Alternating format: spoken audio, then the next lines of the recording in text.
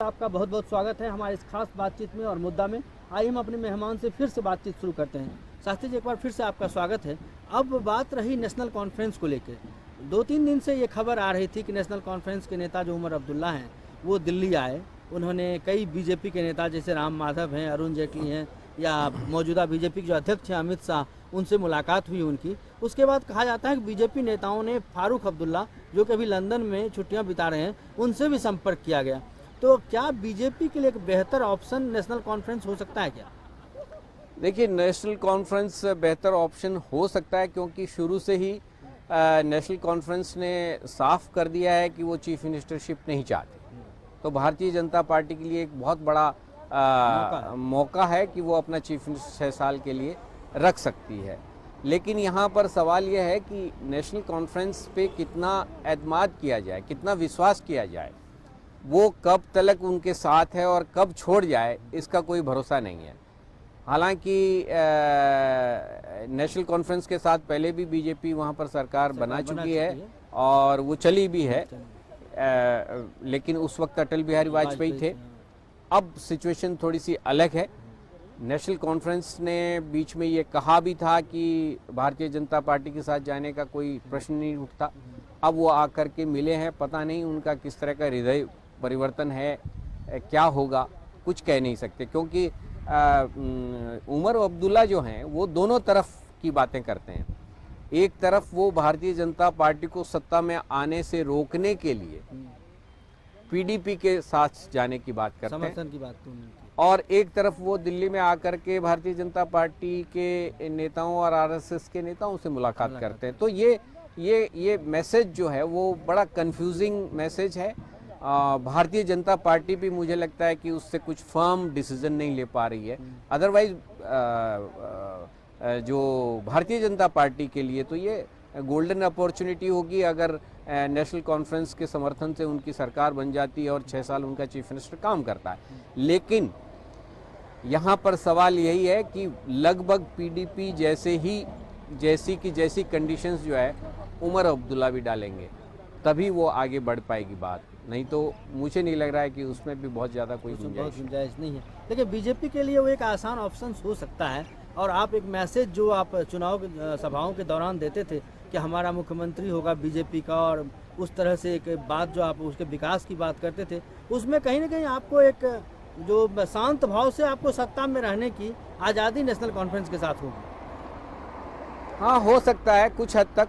अभी इस वक्त हमको ऐसा लगता है कि पीडीपी के मुकाबले नेशनल कॉन्फ्रेंस ज़्यादा बढ़िया ऑप्शन है, पर मुझे लग रहा है कि बढ़िया ऑप्शन पीडीपी है भारतीय जनता पार्टी के लिए। क्यों कि कश्मीर जो है, कश्मीरी बेसिकली ये 2 मुद्दे अगर नहीं उठते, आर्टिकल 370 का ही एक मुद्दा अगर कश्मीर का चुनाव के दौरान नहीं उठता तो भारतीय जनता पार्टी को घाटी में भी फ़ायदा हो सकता था, उनको कुछ सीटें आ सकती थी।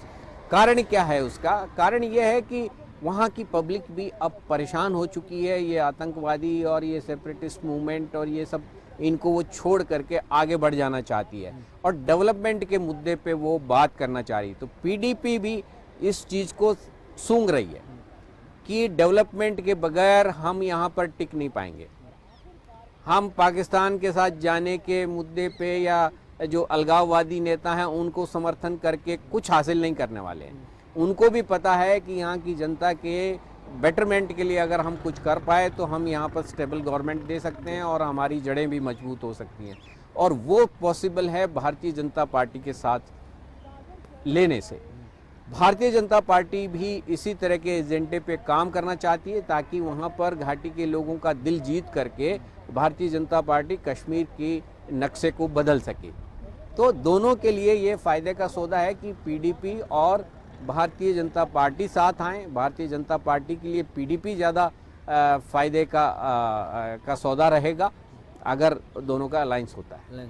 शास्त्री जी, अब एक सवाल हमारे जहन में आ रहा है झारखंड को लेकर, जहां बीजेपी सरकार बनाने में कामयाब तो हो गई है और सरकार कहीं न कहीं आजसू की तरफ से, लेकिन वहां बीजेपी ने एक नया रिस्क लिया है कि आप नॉन ट्राइबल सीएम को आप प्रोजेक्ट कर दिया है आपने। और अब तक राज्य गठन के बाद, क्योंकि जब बिहार के साथ झारखंड था तो एक सीधा सा कॉन्सेप्ट था उसमें कि भाई आदिवासियों को अपना हक नहीं मिल पा रहा है, आदिवासी पिछड़ गए हैं, इसलिए राज्य का विभाजन हुआ था।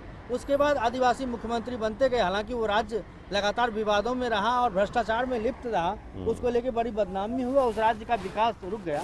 लेकिन अब फिर एक बार नॉन ट्राइबल सीएम बीजेपी देके एक बड़ा रिस्क लिया है। ये रिस्क तो लिया है और इस मुद्दे को, इस ट्राइबल नॉन ट्राइबल के मुद्दे को उठा करके कुछ नेता जो है इसका फ़ायदा उठाने की कोशिश करते हैं। लेकिन मुझे लग रहा है कि जब इतने लंबे समय से, जब से ये राज्य बना है, उसके बाद ट्राइबल वहाँ पर चीफ मिनिस्टर रहा है और उन्होंने क्या हश्र इस स्टेट का किया वो तो हमारे सामने है। अब मुझे बताइए कि क्या कोई ट्राइबल ऐसा है जो आपको दिखाई दे रहा है कि वो इस स्टेट का कल्याण कर सकता है? तो मुझे नहीं लग रहा है कि भारतीय जनता पार्टी ने ये नॉन ट्राइबल जो है चीफ मिनिस्टर दे करके कोई गलती की है।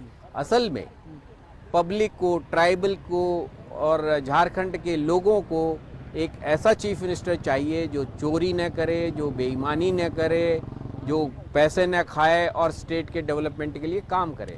भारतीय जनता पार्टी के जो कैंडिडेट हैं, या कि भारतीय जनता पार्टी अगर इस स्टेट में नॉन ट्राइबल चीफ मिनिस्टर दे रही है तो उसके पीछे एजेंडा डेवलपमेंट का है। अगर नॉन ट्राइबल चीफ मिनिस्टर भी अगर स्टेट में डेवलपमेंट ले आता है तो मुझे नहीं लग रहा है कि ट्राइबल्स को कोई आपत्ति होगी। हो सकता है 2-4 नेताओं को आपत्ति हो क्योंकि उनका मौका ख़त्म हो गया।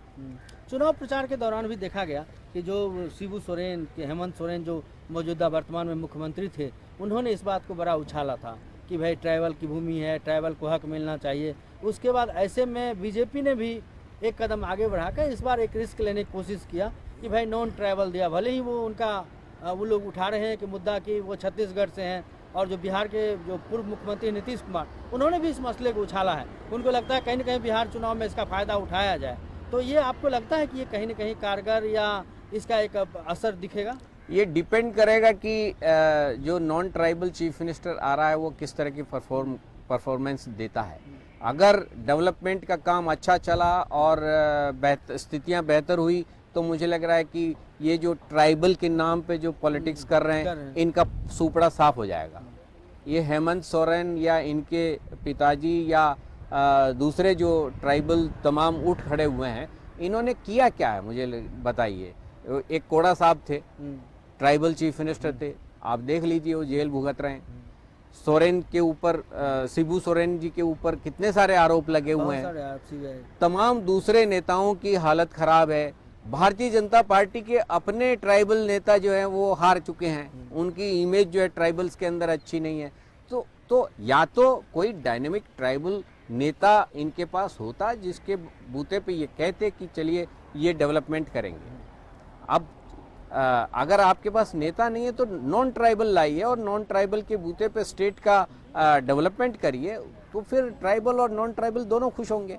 और दूसरा एक देखिए, ये कॉन्सेप्ट भी गलत है कि ट्राइबल होना चाहिए। क्यों होना चाहिए? जिस स्टेट में ट्राइबल्स की पॉपुलेशन 30% है और 70% नॉट ट्राइबल हैं, तो ये कौन सा मुद्दा हो गया कि हमेशा ट्राइबल चीफ मिनिस्टर होना चाहिए? ये तो गलत है। और जो थोड़ा सा कम शिक्षित वर्ग है जो ट्राइबल का, उनके सेंटिमेंट से खेलना तो एक अपराध है, मैं समझता हूँ। जो लोग इनके सेंटिमेंट्स के साथ खेलते हैं वो आपराधिक कृत्य करते हैं। विकास अहम है, विकास उस राज्य को ही सही दिशा दे सकता है। शास्त्री जी, हमसे बात करने के लिए आपका बहुत बहुत धन्यवाद। आपने इस बातचीत में भाग लिया। ये थे देवेंद्र शास्त्री जी जो हमसे बात कर रहे थे। दोनों राज्यों के चुनाव परिणाम के बाद जो स्थितियां बनी हैं उसको लेके अपना विचार रख रहे थे, अपना एक रुख रख रहे थे। आज मुद्दा और इस बातचीत में फिलहाल इतना ही। अगले दिन हम फिर हाजिर होंगे एक नए मुद्दे और नए